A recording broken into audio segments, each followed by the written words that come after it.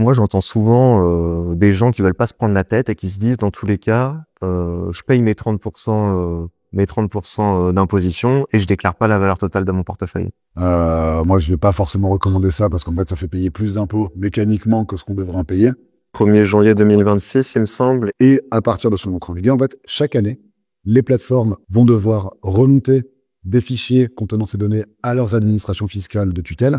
Et ensuite, les administrations fiscales vont communiquer entre elles sur ces données. Si demain j'avais un patrimoine de cette ampleur-là, alors même que je suis fiscaliste, je ne serais pas forcément tenté de déclarer tout à fait correctement. Je me disais, bon, bah, au pire, j'ai un risque fiscal en cas de contrôle, je paierai un petit peu plus, quitte à payer avec des majorations. C'est pas grave. Mais entre payer un peu plus et à risquer une atteinte sur une personne, sur ma famille, clairement, le choix est très vite fait.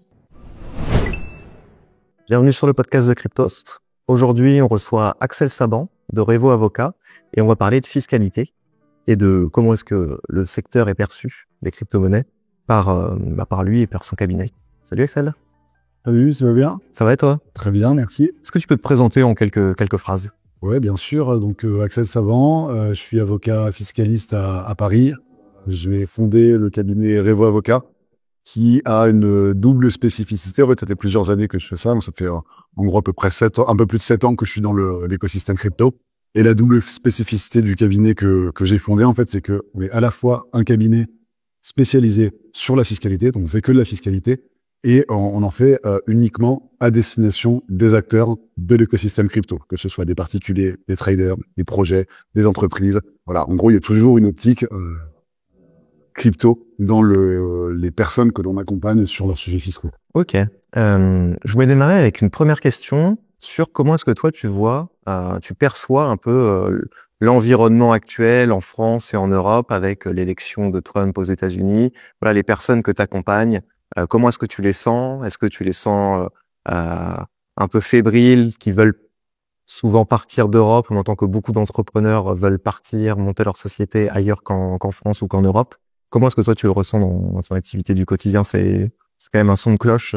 Alors effectivement, c'est toujours en ce moment, surtout avec les cours actuels des cryptos, en fait, il y a à la fois un côté très optimiste sur le marché de toutes les personnes qui interviennent dans le secteur crypto, que ce soit des particuliers, des personnes physiques ou des projets, mais vis-à-vis de la France, un gros pessimisme en fait sur ce qui va se passer. C'est pas spécifiquement lié à l'élection de Trump, même si en réalité depuis cette élection, il y a toujours le côté, oui, mais en fait, outre-Atlantique, on voit quand même qu'il y a une démarche plutôt en faveur de l'écosystème, alors que en France, on n'a pas du tout cette démarche en faveur de l'écosystème, et même on a toujours beaucoup plus de régulation, beaucoup plus d'incertitudes au niveau de la fiscalité. Là, en fin 2024, il y a eu quelques petits sujets d'aléas législatifs sur le projet de loi de finances. C'est en train de revenir sur le tapis. Donc, là, on enregistre le podcast, c'est en cours d'élaboration, cette loi de finances pour 2025. Et en fait, ça change globalement tous les 2 jours. Et les personnes ne savent pas trop s'ils restent en France. Alors déjà, pour cette année, comment vont être mangés à la société fiscale. Et même s'il reste 1 an de plus, 2 ans de plus, est-ce qu'il va pas y avoir encore des changements plus radicaux en fait sur la fiscalité? Donc c'est vraiment une demande importante, alors qu'on traite depuis des années au cabinet, mais en fonction des cycles, ouais, l'expatriation c'est vraiment un sujet. Pour l'instant, beaucoup pour des raisons fiscales. Ils vont pas forcément avoir comme optique de partir d'Europe, parce qu'en fait il y a eu une grosse tendance en 2020-2021, en gros à vouloir partir dans des juridictions plus éloignées, type Dubaï, tout simplement. Je pense qu'il y avait un gros intérêt pour aller monter des projets crypto à Dubaï. Aujourd'hui, pour les questions de régulation, en gros, pour entrer sur le marché européen, pour vendre des produits crypto, en fait, il va falloir être régulé dans tous les cas en Europe.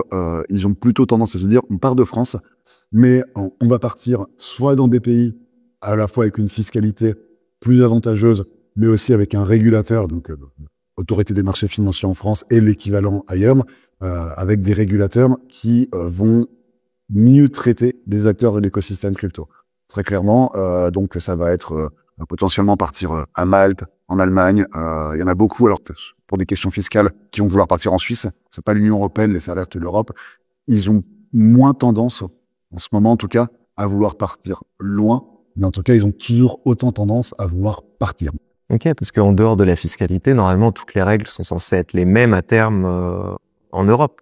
Exactement. Alors ça, c'est plutôt sur le côté régulation, parce que depuis le 31 décembre, là, on a l'entrée en vigueur du règlement MiCA. Ce qui va changer, c'est pas tant la règle, c'est plutôt la manière dont on applique la règle. À savoir que ce soit l'autorité des marchés financiers en France ou l'équivalent à l'étranger, si en France, pour être agréé MiCA, le régulateur met 6 mois ou 1 an pour revoir le dossier, pour demander un ajustement parce que ils perçoivent tel type de règles à interpréter de telle manière, forcément ça donne pas envie parce qu'on est en train de louper des opportunités de marché. On a les concurrents en face qui vont se saisir ça, parce qu'à partir du moment où on est régulé quelque part dans l'Union européenne, on a accès au marché européen, donc aussi en France. Et si à côté, on a des régulateurs comme à Chypre et comme en Allemagne qui dégainent les agréments en 3 semaines, clairement on se dit, en fait, pourquoi je resterai 1 an en France avec l'incertitude que l'autorité des marchés financiers me dise, en fait, non, votre projet, moi je considère qu'il n'est pas MiCA compliant, alors que ailleurs, le projet serait considéré comme MiCA compliant. Chaque régulateur partiellement s'en entend des règles. Et puis surtout, ils vont faire avancer les dossiers. On voit que les premiers agréments MiCA ont été dégainés cette semaine. Et donc en gros début mi-janvier. Et en fait, donc 3 semaines après l'entrée en vigueur de MiCA, il y a déjà 3 agréments qui ont été délivrés. Bon, c'est pas la France qui les a délivrés, très clairement. Ok, parce qu'il y a quand même une autorité au-dessus de l'AMF, par exemple, européenne, qui valide, j'imagine, les agréments PSAN. Non, c'est les autorités Il individuelles. n'y a pas l'ESMA ou... Alors, qui va fixer des règles générales, mais en fait, c'est les régulateurs de chaque pays qui va vraiment délivrer. En fait, l'ESMA, ça va être un organisme qui va venir superviser tout ce sujet, mais c'est le régulateur national qui va venir vraiment traiter le dossier, qui va venir éventuellement accompagner les acteurs à se mettre en conformité, parce que encore heureux, selon les régulateurs, on peut discuter. On peut venir avec un projet. Puis plutôt que de dire oui ou non, ils vont dire votre projet il est bien, faudrait peut-être l'améliorer sur tel point, ça, essayer de modifier tel élément sur les utilisateurs, sur les collectes de données, sur la manière de faire de la custody, etc. Mais évidemment, avoir un régulateur qui s'y connaît, ça change beaucoup les discussions entre celui qui n'y connaît rien, qui va dire non, c'est pas bon, et puis on se retrouve sans savoir qu'est-ce qu'il faut faire. Ou alors celui qui va vraiment venir vous guider, vous prendre par la main pour dire, je vais vous accompagner pour créer des business de l'UB. Après, la France, on entend souvent que la France a quand même été moteur sur cette réglementation européenne, que c'était la première à avoir mis en place justement cette réglementation-là localement en France, avec la loi Pacte, etc. Mais t'as l'impression qu'on se fait dépasser peut-être, ou alors peut-être qu'en fait un agrément français vaudra pas la même chose qu'un agrément bulgare. Alors, normalement, non. Encore heureux, ça justement, c'est l'intérêt que ce soit un règlement européen. Donc le règlement européen, c'est un texte qui est d'application directe, du coup, ça ne nécessite pas de transposition en droit national. Donc en fait, tous les agréments européens MiCA vont se valoir. Alors oui, comme tu soulèves, c'est clairement la France qui a été moteur sur ce type d'agrément, parce qu'avec la loi Pacte, on avait mis en place l'enregistrement PSAN obligatoire s'il y avait un des 4 services sur les 10 services qui étaient listés, qui étaient rendus en France. Il fallait obligatoirement être enregistré, mais c'était une procédure. Mais je vais pas dire light, parce que je pense que tous les acteurs qui sont passés par un enregistrement PSAN me tueraient si je disais c'est une procédure light. Ça a été un chemin de croix pour eux. Mais l'agrément qui était optionnel en France était autrement plus lourd. L'agrément MiCA, il est globalement pas forcément sur tous les détails, mais il est globalement calqué sur l'agrément MiCA qui était en vigueur, en fait, que vous pouvez demander depuis 2019. Bon, en pratique, les acteurs s'agréaient pas MiCA, parce qu'il n'y avait pas forcément besoin, quelques avantages à le faire, mais l'enregistrement de ça était en général suffisant. Aujourd'hui, ils vont avoir cette obligation. Donc tous les régulateurs vont y passer, mais que ce soit un régulateur maltais, chypriote, que ce soit en Bulgarie, en Allemagne ou en France, à partir du moment où l'entreprise détient cet agrément MiCA, ils sont autorisés à proposer leurs services sur l'intégralité du marché de l'Union européenne. C'est le principe de l'Union européenne, c'est le marché ouvert, le marché unique.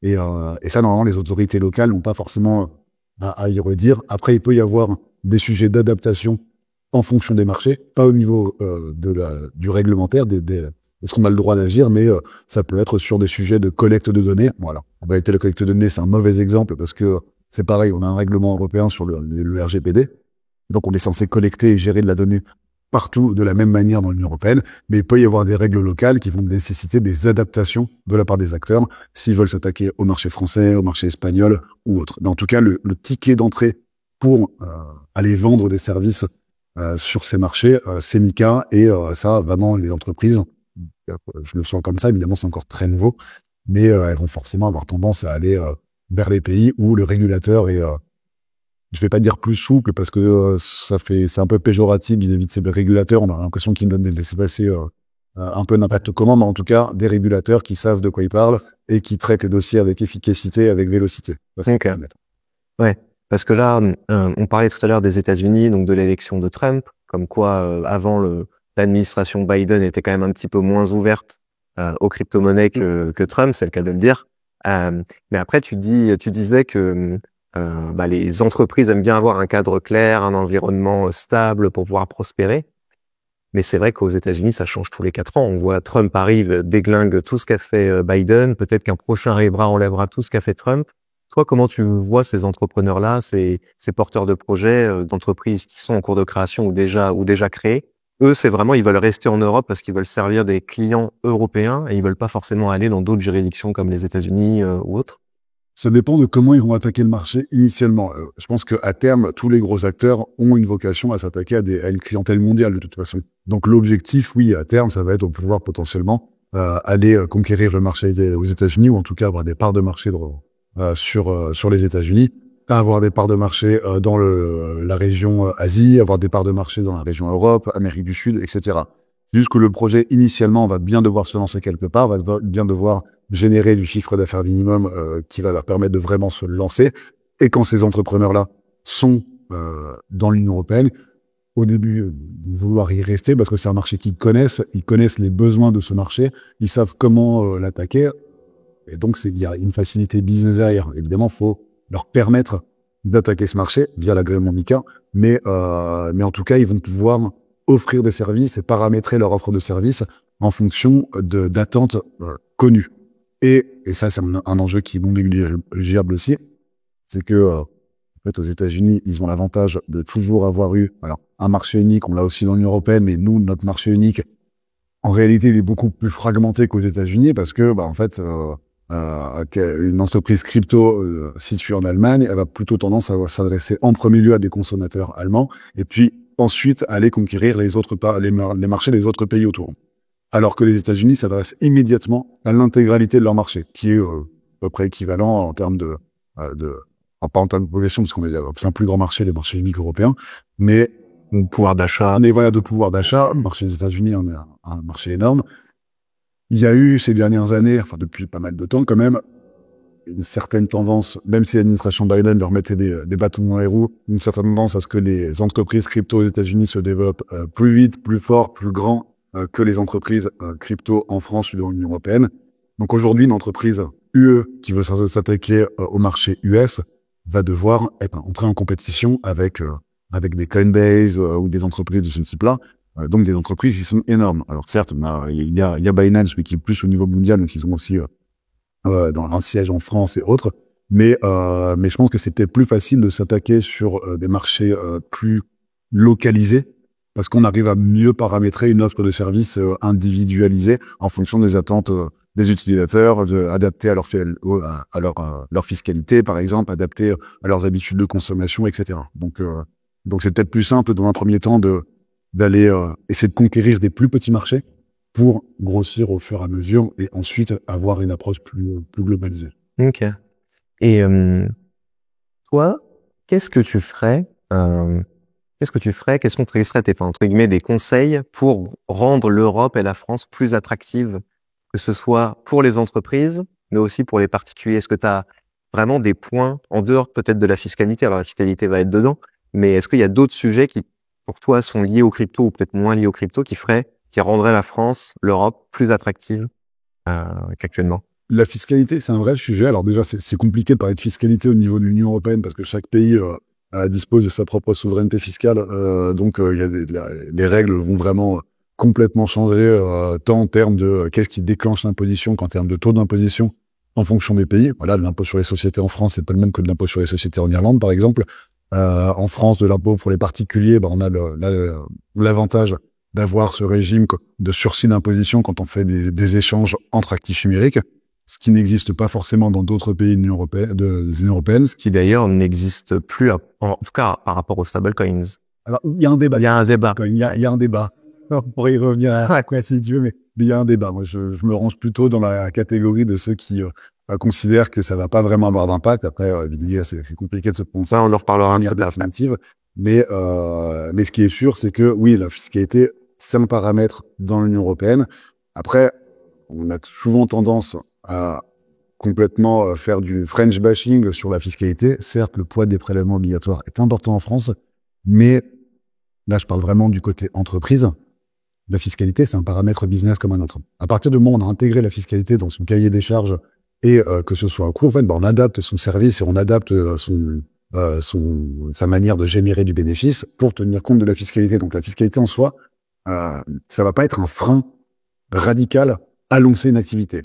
Là où, alors, je suis bien placé pour parler de la France, peut-être moins de l'Union européenne, des autres pays de l'Union européenne.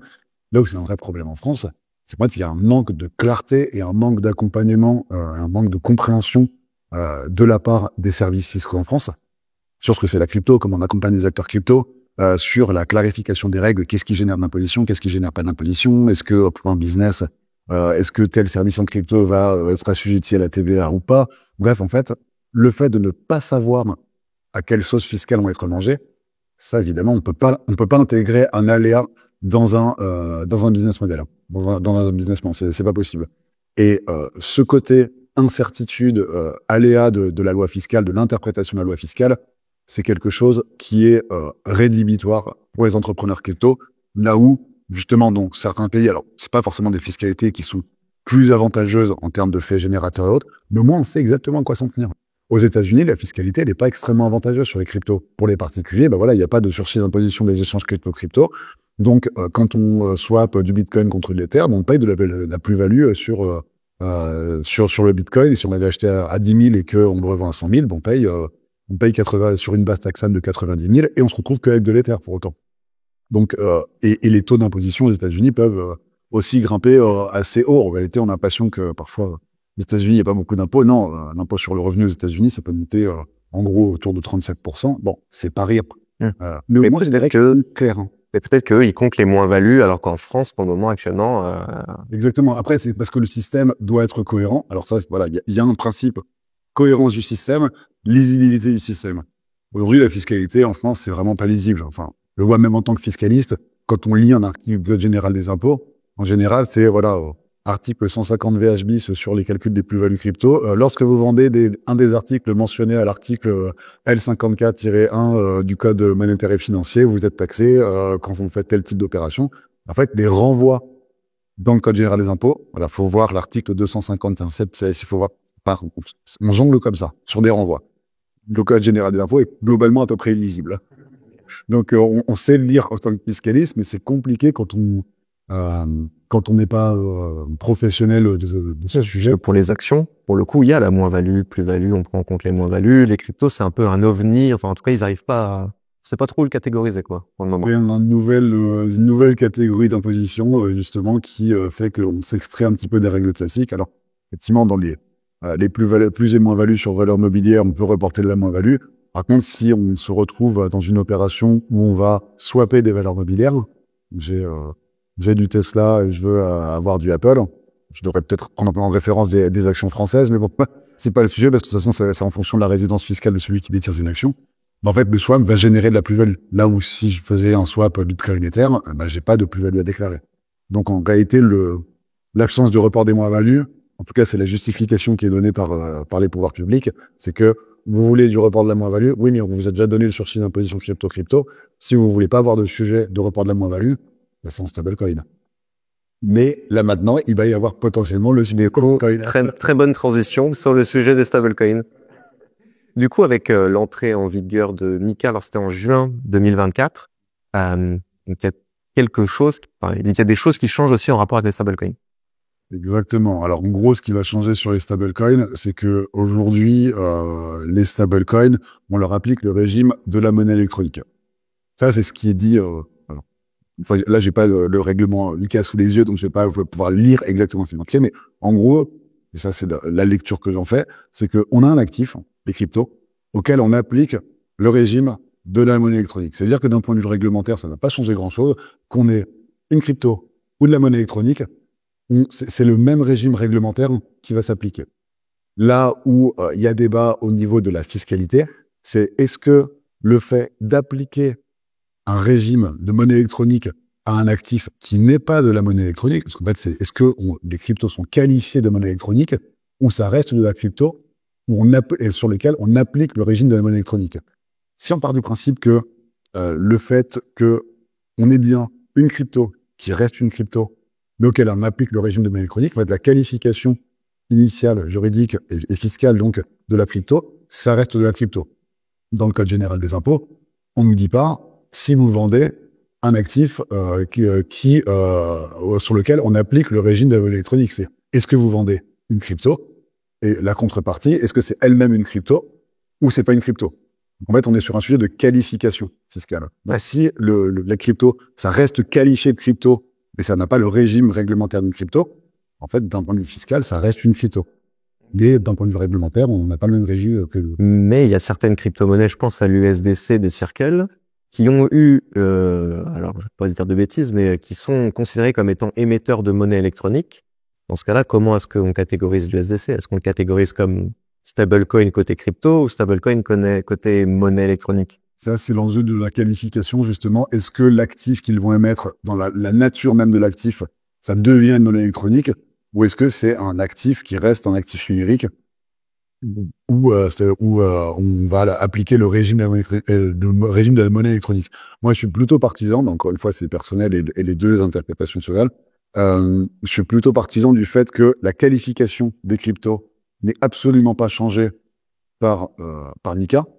C'est juste le régime juridique qu'on va appliquer aux cryptos qui change. Et en fait, les lois fiscales vont tenir compte, elles, de la qualification et non pas du régime juridique qu'on applique à ces cryptos. Si ça reste des cryptos, pas de problème. Ça, c'est ma lecture. Il y a un deuxième argument que je considère aller dans mon sens. Mais évidemment, je presse ma propre paroisse. C'est que aujourd'hui, on n'a pas de modification dans le code monétaire et financier de ce que c'est des actifs numériques. On a une modification au niveau du règlement européen, et ça, c'est une question de hiérarchie des normes. Le règlement européen, il est d'application directe. Ça veut dire que il va primer, il va venir en priorité par rapport aux régimes nationaux. Ça veut dire que ce qui est actif numérique dans le régime national, même si le code monétaire et financier ne change pas, on va appliquer le règlement européen. Sauf que la loi fiscale telle qu'elle est rédigée aujourd'hui ne fait pas référence du tout au règlement européen. On fait référence à la qualification qui est contenue dans le code monétaire et financier. Qualification qui a rien à voir avec est-ce qu'on applique le régime de monnaie électronique ou pas. Donc en fait, on va peut-être se retrouver avec une situation où on ne pourra pas appliquer le régime réglementaire contenu dans le code monétaire et financier, mais pourtant la définition du code monétaire et financier va continuer à être utilisée pour des questions fiscales. On voit quand même que les textes, ils s'imbriquent beaucoup et que c'est souvent à cause de ça qu'on dit que la France, c'est un millefeuille législatif et qu'on ne comprend strictement rien. C'est qu'il y a des lois, en fait, on ne va pas pouvoir les appliquer directement parce qu'il y a une autre qui prime, mais en fait, elle va s'appliquer sur certains domaines et pas sur d'autres. C'est ça l'enfer, en fait. C'est un manque de simplification. Exactement. C'est sans doute ça, là où c'est sur ce sujet, je pense, où les États-Unis, avec l'élection de Donald Trump, semblent donner une impulsion, peut-être de dire, nous, ce qu'on veut faire, c'est encourager l'innovation.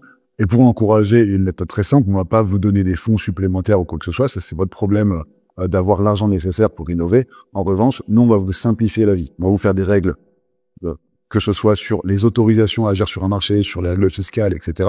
On va vous faire des règles simples.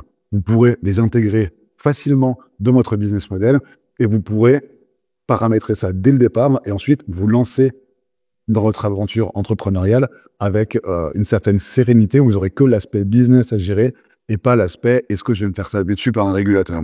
Alors qu'aujourd'hui, en fait, c'est énormément ce sujet qui motive des personnes à partir hors de France, c'est OK, je lance mon projet, mais ça se trouve dans 2 ans, je vais me faire taper sur les doigts. En fonction du texte qui est concerné, alors il peut y avoir des risques fiscaux, il peut y avoir des risques où on nous dit du jour au lendemain, en fait, vous pensiez pouvoir exercer, on considère que vous ne pouvez pas exercer, donc on a tapé sous la porte du jour au lendemain.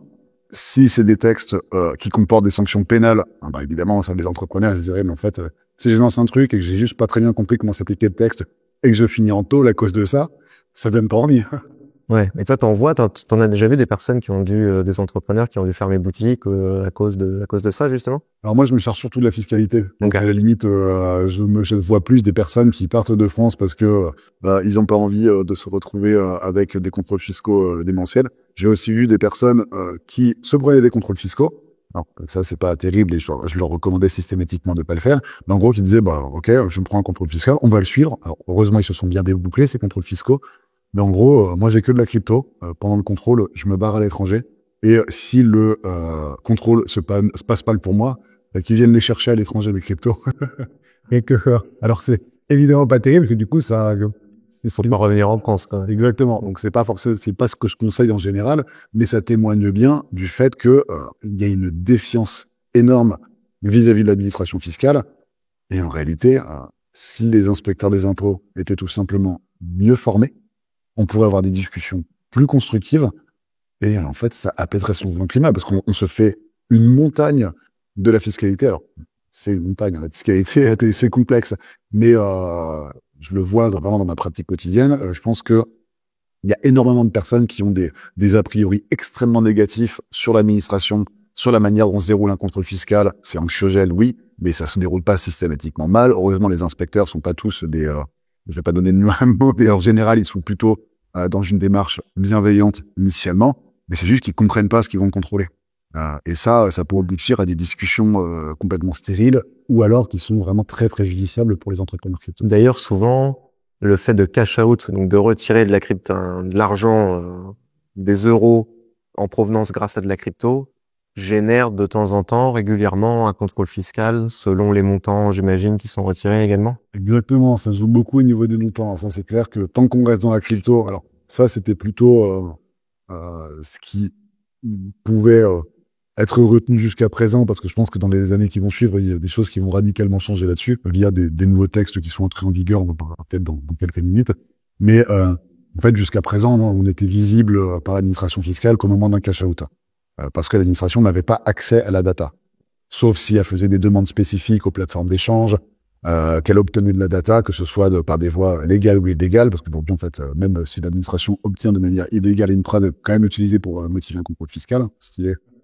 De quelle manière tu penses des personnes qui travaillent chez Binance, je dis Binance mais n'importe quel exchange, qui vont voler de la data sur des utilisateurs, qui vont dire je la remets cette data à l'administration fiscale. C'est ce qui s'est passé dans l'affaire HSBC en 2008 en Suisse, et les juges ont dit en fait, même si de base il y avait un vol de données, l'administration a obtenu des preuves qui sont issues d'un vol de données. C'est pas grave, ça n'a rien à voir. On peut quand même fonder des redressements fiscaux sur la data qui a été volée. D'accord. Donc c'est l'obtention de manière illicite Et je me demande si même il n'y a pas on reverse pas un pourcentage de l'argent qui est récupéré en cas de fraude fiscale à quelqu'un qui l'aurait dénoncé. Il y a pas Alors ça c'est un peu un système différent. C'est des personnes qui vont pouvoir j'ai pas le terme, j'ai plus le terme en français, je l'ai sur le bout de la langue, c'est les whistleblowers. Les lanceurs d'alerte. Exactement. En gros, qui vont jouer ce rôle-là de fiscal. Et effectivement, ils peuvent obtenir des rémunérations. Alors c'est extrêmement rare, et ça se compte sur le bout des doigts. Les personnes qui obtiennent des rémunérations parce qu'il y a tout un type de filtre. C'est pas, je vais dénoncer mon voisin parce qu'il a pas bien déclaré. Donc, il faut vraiment avoir de la data assez solide pour permettre à l'administration de faire ses contrôles.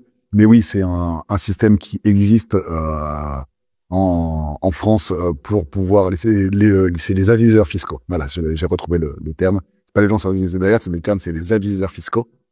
Et donc il y a ce système-là qui existe.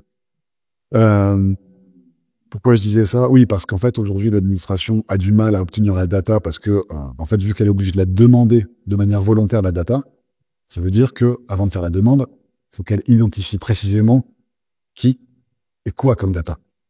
Et ça, tant qu'on n'a pas tant que l'administration n'a pas les compétences pour savoir qu'est-ce qu'il faut chercher pour motiver des contrôles fiscaux, évidemment, ils mettraient peu. Sauf parce qu'il y a un sauf évidemment. Sauf que, en gros, à partir de l'année prochaine, alors je sais plus les dates d'entrée en vigueur exactes. 1er janvier 2026, il me semble. Voilà. Et tu parles de DAC8, c'est ça? Voilà, c'est la directive DAC8. Donc normalement, c'est le 1er janvier 2026 qui entre en vigueur, mais pour l'année 2025. Donc ça concerne tout le monde là. En gros, ça met en place ce qu'on appelle l'échange automatique d'informations. Ça veut dire que quand ils ont travaillé sur le texte DAC8, et il y a un autre texte au niveau plus international, parce que DAC8 c'est l'Union européenne, au niveau international c'est CAR, Crypto Asset Reporting Framework. Quand ils ont travaillé sur ces deux textes, ils se sont dit en fait les administrations fiscales, pour pouvoir voir ce qui se passe de manière efficiente dans la crypto, il y a un certain nombre de données qu'elles doivent pouvoir récupérer. Donc il y a eu un gros travail d'identification de quel type de données, sur quelle temporalité, est-ce que c'est juste des soldes en début d'année, en fin d'année, est-ce que c'est toutes les transactions, est-ce que c'est que les cash out, est-ce que, voilà, il y a énormément de données qui ont été identifiées, et certaines qui ont été retenues pour être intégrées dans ce texte d'échange automatique d'informations. Et à partir de son entrée en vigueur, en fait, chaque année, les plateformes, alors d'abord qui sont situées dans l'Union européenne, mais après qui vont être situées dans plus de juridictions, parce qu'il y a 48 juridictions qui sont signataires de l'accord CARF. Chaque année, les plateformes et professionnels de la crypto qui font en gros de la custodie et autres vont devoir remonter des fichiers contenant ces données à leurs administrations fiscales de tutelle. Et ensuite, les administrations fiscales vont communiquer entre elles sur ces données. Ça veut dire que quelqu'un qui est chez une plateforme d'échange, un résident fiscal français, qui est qui a un compte ouvert auprès d'une plateforme d'échange située en Allemagne, quand il va faire son KYC, il va dire, bah voilà, je réside en France, j'ai mes documents et autres. Donc, il va être identifié en tant que résident fiscal français chez la plateforme allemande, et tous les ans, la plateforme allemande va dire, bah, regardez, j'ai mon fichier avec tous les résidents fiscaux français, il y a tel type de data dessus, je l'envoie à l'administration fiscale allemande, et l'administration fiscale allemande va l'envoyer automatiquement à l'administration française. Ce qui veut dire qu'ils n'auront plus le problème de collecte de la data, ils n'auront plus à se prendre la tête sur qu'est-ce qu'on demande comme data et qui ça va concerner. Un gros problème en réalité, c'est comment on traite la data. Mais ça, après, ça sera la formation des inspecteurs. Mais en fait, ça va arriver. On ne sera plus discret, même quand on reste dans la crypto. Alors, tout sera très visible. L'un des avantages là-dessus, peut-être, c'est que quand on fera notre déclaration d'impôt, on aura déjà tout qui sera pré-rempli parce que toutes les administrations auront communiqué, enfin, les plateformes auront communiqué aux administrations, et donc, du coup, on saura exactement la plus-value qu'on a faite, etc. Et un peu comme quand t'as un PEA, ça serait bien. Ce serait pas mal. Ce serait bien, mais ce sera sans doute pas le cas. Ah ouais. Pour une raison très simple, c'est que, alors, je parle encore une fois pour les déclarations en France, la méthode de calcul des plus-values sur actifs numériques prend en compte certains éléments sur les plateformes d'échange, mais pas que. Parce que, par exemple, pour calculer une plus-value, il faut savoir quelle est la valorisation totale du portefeuille crypto que l'on détient. Et c'est vrai. Ça veut dire que si on a des crypto on-chain, l'administration ne doit pas le savoir. Enfin, elle fait pas encore de scan automatique Ouais, mais déjà, ils ont quand même introduit certaines choses. On doit signer quand on va faire un retrait de plateforme. Maintenant, on doit valider que le wallet vers lequel on retire est bien à nous. Bon, de toute façon, les plateformes faisaient déjà le lien, en fait, avant ça. Généralement, quand tu retires d'une plateforme vers un wallet, c'est ton wallet, normalement. Sauf si tu te fais escroquer ou peu importe. Exactement. En fait, là, cette nouvelle règle, en réalité, ça va avoir un intérêt principal pour l'administration, même si, bon, ils se sont pas prononcés dessus, mais moi, c'est comme ça que je le vois.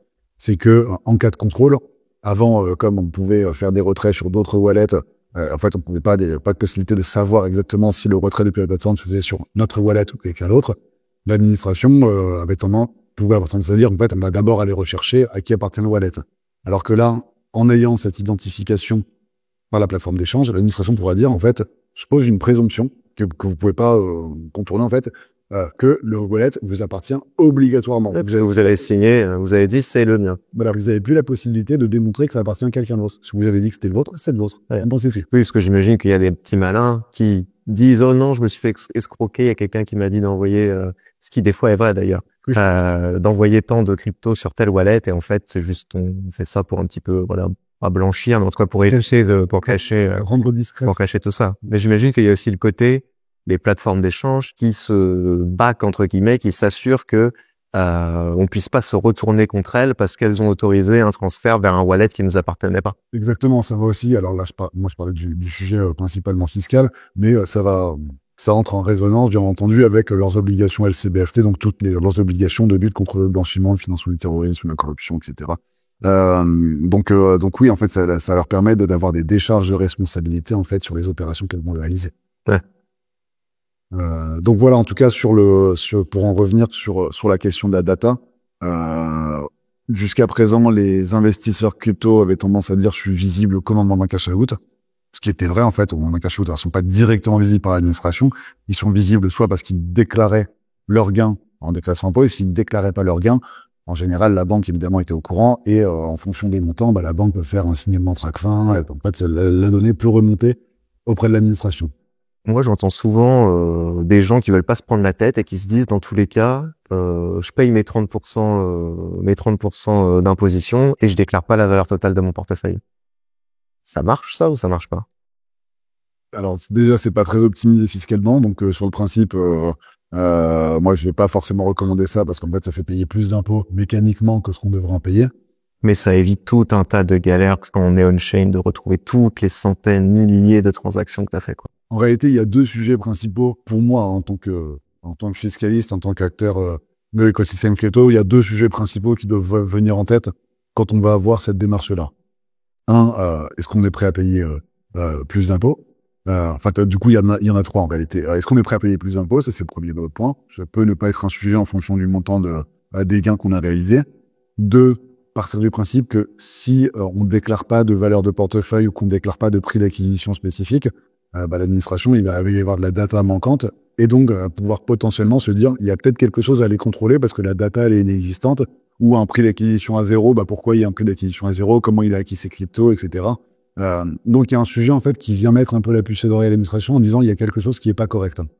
En fonction des montants, ça peut justifier des contrôles.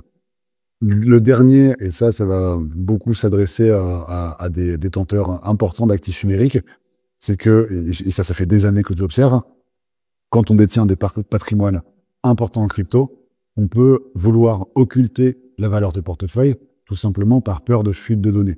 Aujourd'hui, on sait que les fuites de données, que ce soit dans les administrations, notamment aux URSSAF, il y a des fuites de données titanesques l'année dernière, Pôle emploi pareil, on sait que les données hébergées par les administrations ne sont pas forcément sécurisées.